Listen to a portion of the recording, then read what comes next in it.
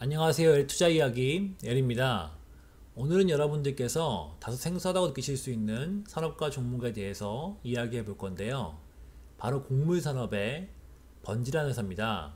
대부분 B2B나 B2G로 영업을 하기 때문에 여러분들께서는 생소하다고 느끼실 수 있지만 번지는 무려 200년이 넘는 시간 동안 사업을 지속해온 회사이고, 이러한 오랜 기간 동안 사업을 영위할 수 있게 해준 튼실한 산업 백그라운드와 최근 벌어지고 있는 다양한 이슈들이 제가 번지에 관심을 가지게 된 사유인데요. 그래서 오늘은 이 번지가 어떠한 회사인지 알아보고 또 관심을 가지게 된 사유에 대해서 하나씩 이야기해 보겠습니다. 일단 번지의 풀네임은 번지 리미티드이고 티커는 BG입니다. 현재 뉴욕 증권거래소에 상장되어 있으며 좀 전에 이야기했다시피 설립연도가 무려 1818년도인데 다들 놀라셨겠지만 진짜로 1818년도에 회사가 설립되어졌고요. 한국으로 치자면 조선시대 순조 때 설립된 거니까 정말로 어마무시하게 오래된 회사인 것을 알 수가 있죠. 현재 임직원은 약 24,000명이고 시가총액은 6.53빌리언 달러인데 원화로 환산했을 때 약 7조 7천억, 8천억 된다고 보시면 될 것 같습니다.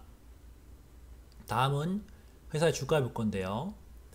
회사의 주가는 2008년도 이후에 2014년도까지 우상향해서 90달러를 넘어섰다가 이후로는 다시 반대로 우하향하면서 최근에는 46달러 수준을 유지하고 있습니다. 최근에 코로나19 절정일 때 하락했던 최저점은 30달러 수준이고요. 현재 일부 회복해서 46달러 수준으로 올라오긴 했지만 장기적으로 우하향하는 추세가 변한 것인지는 아직 알 수가 없습니다. 이 내용은 뒤에서 좀 이따 얘기하기로 하고, 다음은 회사의 사업 구조를 보겠습니다. 회사의 사업 구조를 보시면 굉장히 좀 복잡하게 되어 있는데 간단하게 정리해서 이야기하자면, 기본적으로 오일시드와 소프트시드, 옥수수, 쌀 등의 곡물들을 농부들로부터 사들이고 이를 직접 납품하거나 아니면 가공하는 과정을 거쳐서 농업식품으로 변경해서 최종 사용자에게 납품을 하는 과정으로 요약할 수 있습니다. 제가 좀 요약해서 이야기하다 보니까 좀 쉽게 느끼실 수 있는데, 자세하게 들여다보면 이러한 구조가 생각보다 쉽지 않다는 내용과 이 곡물 산업이 얼마나 진입장벽이 높은 산업인지 이해할 수 있습니다. 실제로 하나하나 뜯어보자면 이 곡물들을 매입하기 위해서는 농부들과 다양한 네트워크가 필요하고, 또 네트워크를 구축한 상태에서 장기적으로 계약을 맺어야 됩니다. 이게 생각보다 쉽지 않고요. 두 번째로는 이러한 곡물들을 적절하게 농업식품으로 가공하기 위한 가공시설이 필요하고, 세 번째로는 곡물들을 효율적으로 전 세계에 배송하기 위해서 곡물 터미널과 이를 운송한 벌크선이 필요한데요. 곡물 터미널이라는 내용이 좀 생소하실 수 있는데 간단하게 이야기해서 곡물을 저장할 저장 설비, 또 육상 레일, 해상 운송을 위해서 필요한 부두라던가 하역 설비까지 굉장히 좀 많은 것들이 필요하게 되고요. 마지막으로는 엔드 유저와의 계약 네트워크가 필요합니다. 이렇게 필요한 내용들을 살펴보니까 여러분들께서도 이 곡물 트레이딩 산업이 진입장벽이 굉장히 높다는 것을 이해하실 수 있을 거라고 생각을 하고 있고요. 실제로도 이 곡물 트레이딩 산업은 번지를 포함해서 약 4개의 메이저 회사가 대부분을 담당하고 있을 정도로 진입이 쉽지 않은 산업입니다. 다음은 번지의 사업 전략인데요. 2014년도부터 2019년도까지 회사의 사업 전략을 살펴보자면, 지속해서 투자와 합병을 진행하면서 곡물 쪽에서 수직 계열화를 통해서 어떤 경쟁력을 강화하고자 하는 모습을 보여왔는데, 연도별로 살펴보자면 2014년도와 2015년도에는 콘과 쌀 그리고 밀의 가공업체를 미국과 브라질에서 인수를 하면서 이 1차 가공업체를 강화하고자 노력하였고, 2015년도 이후에는 오일과 팻 관련 회사들을 독일, 터키, 프랑스, 아르헨티나, 말레이시아에 이르기까지 다양한 업체들을 투자하거나 인수하면서 오일과 팻 부분에 리더로서의 입지를 강화하고자 하는 전략을 취했습니다. 이는 아까 말했던 4대 글로벌 곡물 메이저 중에서 카게이가 ADM, ADC 간의 경쟁력 강화를 위해서 특정 분야에 집중 투자하는 전략을 취했던 걸로 보여지고요. 이 다음 표를 보시면 이러한 전략이 실제로 어떠한 결과를 가져왔는지 보실 수 있는데 2010년도 번지의 매출 포트폴리오와 에비타 마진, 그리고 2018년도의 포트폴리오와 에비타 마진인데 실제로 내용을 보시면 아시다시피 수직 계열화와 오일 및 팻 부분의 투자로 인해서 사업 포트폴리오 자체는 관련 매출이 증대하는 데 성공하였지만 이게 반대로 마진 부분에서는 2010년도에 2.2%인데 2018년도에 2.1%로 이 투자를 진행하면서 발생한 부채와 또 인수한 회사의 사업 관리가 제대로 되지 않으면서 수익성이 악화된 것을 알 수 있습니다. 물론 낮은 곡물 가격의 유지 등으로 인해서 다양한 외부적인 요인도 있었겠지만 수직 계열화를 한 이후에 오히려 마진이 더욱 준 것은 변명할 여지가 없다고 보여지고요. 이에 따라서 아까 주가에서 보았듯이 2014년, 2015년 이후로 주가가 지속해서 우양하는 모습을 보였던 것으로 보여집니다. 그럼 이러한 번지에게 왜 관심을 가지는지 좀 궁금하실 텐데요. 이제부터 관심을 가지게 되는 요인에 대해서 하나씩 이야기해 보겠습니다. 첫 번째는 안정적인 펀더멘탈인데요. 이게 지금 프랑스의 유니그레인지에서 현재 앞으로 글로벌 곡물 트레이딩량에 대해서 전망한 내용인데 전 세계 인구 증가와 중산층의 경제력 증가로 인해서 곡물 소비량이 계속해서 늘어날 것이라고 이야기를 하고 있습니다. 표를 보시면 아시다시피 시리얼과 오일시드, 설탕에 이르기까지 곡물 트레이딩량이 전반적으로 꾸준히 상승하는 모습을 보여주고 있는데요. 이는 곡물 메이저 중 하나인 번지에게는 굉장히 좋은 미래 전망이고 또 펀더멘털이라고 보시면 좋을 것 같습니다. 또한 각 국가들의 저조한 곡물 자급률 역시도 산업의 안정성을 높이는 요인인데요. 표를 보시면 곡물 소비량이 많은 아시아권의 일본과 한국의 곡물 자급량이 고작 20%대인 것을 알 수 있습니다. 심지어 두류 같은 경우에는 한국 기준으로 했을 때 16.5%이고 일본은 3.5%밖에 되지 않고요. 이거 도대체 무슨 얘기냐? 우리나라가 곡물 자급률이 이렇게 낮냐? 잘못된 자료 아니냐? 이렇게 생각하실 수 있는데 대부분의 대한민국 국민들이 착각하는 그런 내용입니다. 왜냐하면 쌀의 때문이죠. 국내에서 많은 곡물들 중에서 쌀의 자급률만 한국은 100% 전후로 유지를 하고 있고요. 나머지 곡물들 같은 경우에는 거의 수입에 의존하고 있는 실정입니다. 심지어 이는 점점 악화되고 있는 상황인데 이 표를 보시면 국내의 경지 면적이 점점 줄어들고 있고 농축산물 무역수지 적자 규모가 계속해서 커지고 있는 것을 알 수 있습니다.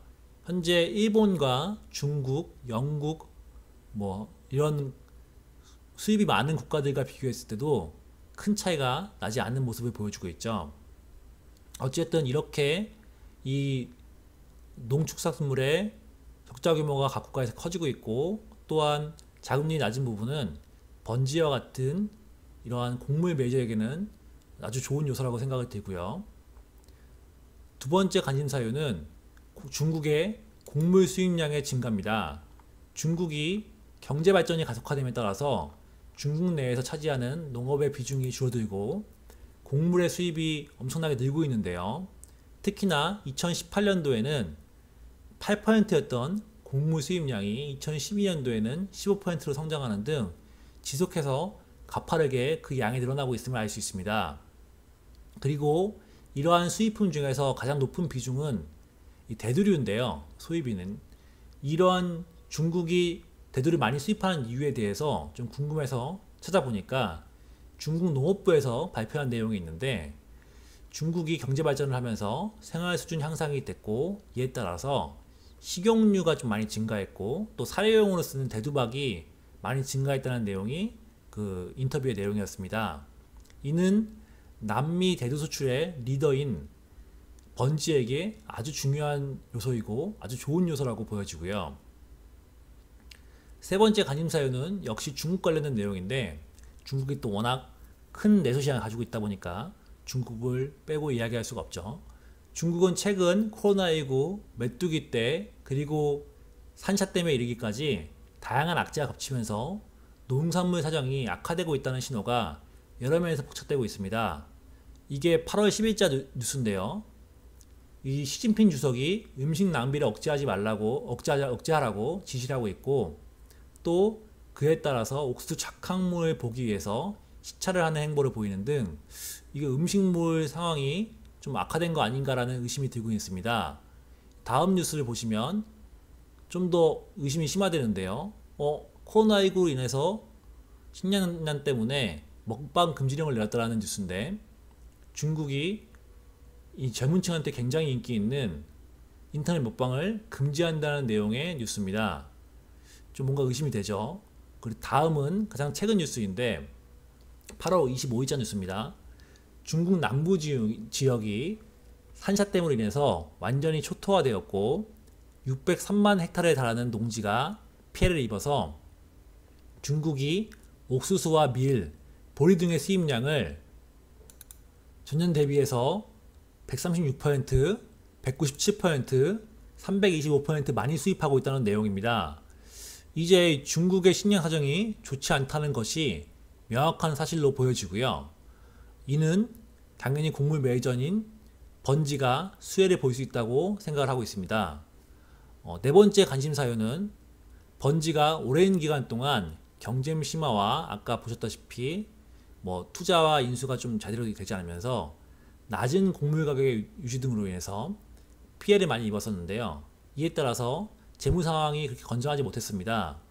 하지만 최근 회사 내부적으로 이 재정적 건전성을 확보하고자 하는 노력을 많이 기울였고, 이는 번지의 2분기 실적을 보면서 확인할 수 있는데, 번지는 2분기에 주당 순이익을 3.47달러 거두면서 YOY 기준으로 했을 때 2019년도 2.43달러 대비해서 2배 이상 크게 회복되는 모습을 보였습니다.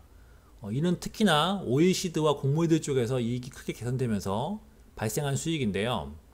최근 회사의 2분기 어닝콜 내용을 봤을 때 하반기에 소폭 안 좋아질 것으로 보이지만 이러한 개선이 지속될 것이라고 이야기를 하고 있습니다. 이는 번지가 재정적으로 좀 올바른 방향으로 나아지고 있다는 지표라고 판단할 수 있고요. 이제 슬슬 턴어라운드 할 시점이 다가오고 있다라고 이해할 수 있다고 생각합니다. 마지막으로는 안정적인 주가와 배당이 관심사유입니다. 번지의 주가는 오랜 기간 동안 하락을 하면서 바닥을 찍고 현재 회복하는 모양새를 보이고 있는데요. 현재 타 섹터 같은 경우에는 대부분 엄청나게 주가가 상승하면서 굉장히 버블이 끼고 있는 상황인데, 버블이 터질지 안 터질지 모르겠습니다만 현재 거품이 거의 없는 주가라는 것이 이 번지의 가장 큰 매력 중 하나입니다. 또한 현재 46.33달러가 금요일 종가인데, 이 종가 기준 했을 때 현재 번지는 4.33%의 배당금 역시도 지급을 하고 있으면서 이 배당금은 페이아웃 레이시오 계산했을 때 채 60%가 되지 않는 수준이기 때문에 굉장히 안정적으로 배당금이 지급될 수 있다는 내용이죠. 이는 회사 산업의 안정성을 고려했을 때도 더 안정성이 높아진다고 생각할 수 있고, 추후에 코로나19가 심해져도 사람들이 곡물을 안 먹지는 않을 테니까, 또 이 동축산물들이 곡물을 안 먹기 힘드니까 이 추후에도 안 좋아질 것이라고 보기는 어렵고요. 이러한 요인들이 제가 번지에 대해서 관심을 가지는 사유였습니다. 이제 마지막 결론을 내볼 건데요.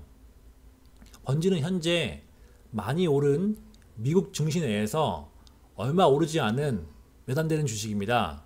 그리고 대부분의 얼마 되지 않는 오르지 못한 주식들은 대부분 큰 단점들을 가지고 있는데, 번지는 크게 단점이 보이지 않습니다. 물론 성장성이 엄청나게 크게 나오기 힘들다는 것이 단점이라고 보면 단점일 수 있지만, 대신에 시장의 조정이 오거나 실물 경기가 좋지 않더라도 꾸준히 안정적인 실적을 유지할 수 있고, 무려 200년이 넘는 시간 동안 사업을 해온 안정적인 배당주라고 판단하시고 배당을 받으면서 장기적으로 배당 투자를 한다는 생각으로 접근하신다면 뭐 크게 문제가 없다고 생각이 들고요.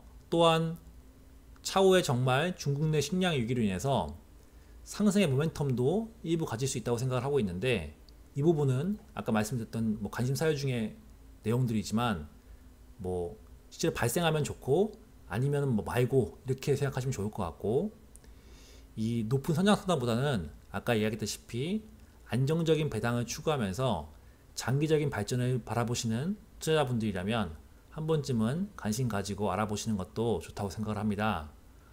오늘은 여기까지 하겠고요. 혹시 영상이 마음에 드셨다면 구독과 좋아요 부탁드리겠습니다. 감사합니다.